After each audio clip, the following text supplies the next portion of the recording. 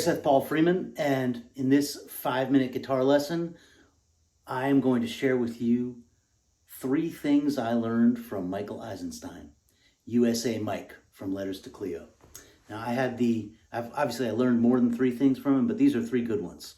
So I had the distinct pleasure and honor of working with Mike on my first, well, I don't know, I wouldn't say first, but on my solo record, and there's a song on there called Losing Streak. Well, let me talk about the other 2 things first.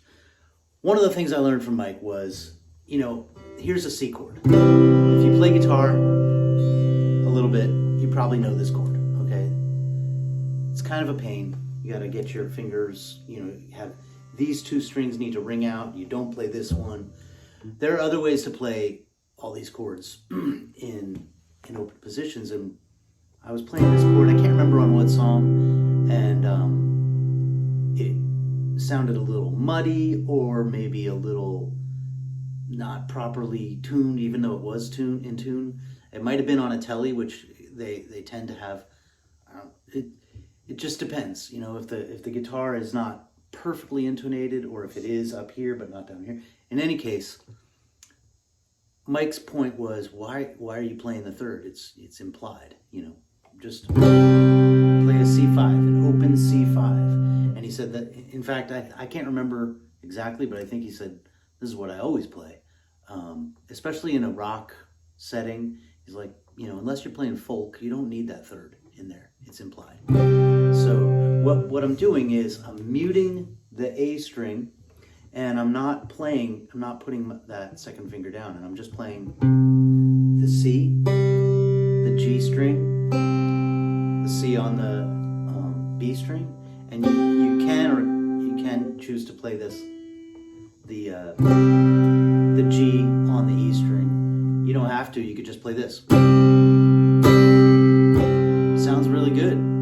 Then what are you getting when you add that little mud? Sometimes it's worth it, but a lot of times, 80% of the time, you're gonna need this chord. And then, a lot of people know this one, same deal, right? The G, that one I already kind of never played the third anyway. And that was his point, do you play the third when you play a G? No. So then he said, why play it when you play the C? So that was enlightening, and that has helped over the years. So I suggest that one. Another kind of question I had when we were recording was, because he said, hey, can you do it with less fret noise? I was playing an acoustic guitar, and there's a lot more fret noise on a round wound strings, which is what most people use. We're not using flat wound strings most of the time. I said, well, and I was trying. I said, do you have any tricks for not getting fret noise when you switch chords? And he said, yeah, pick up your fingers.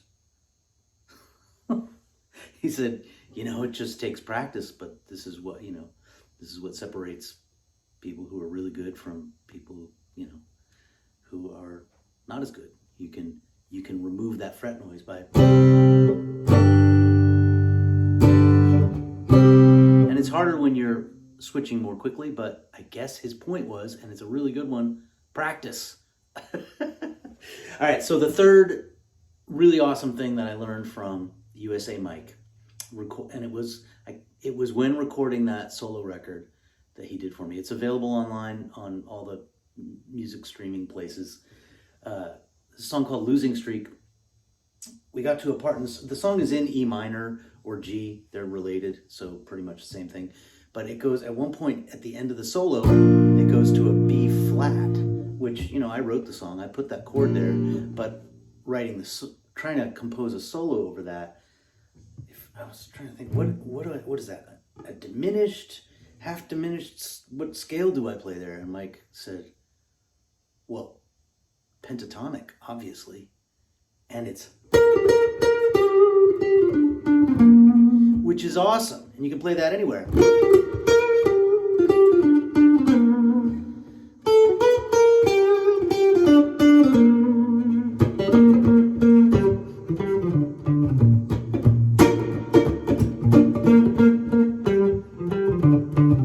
So I highly encourage you to learn your pentatonic major and minor scales everywhere on the neck.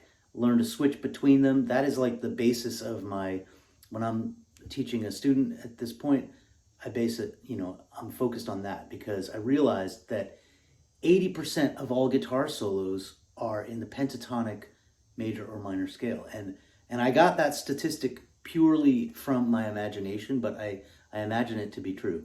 All right. Thank you for joining me. Take care.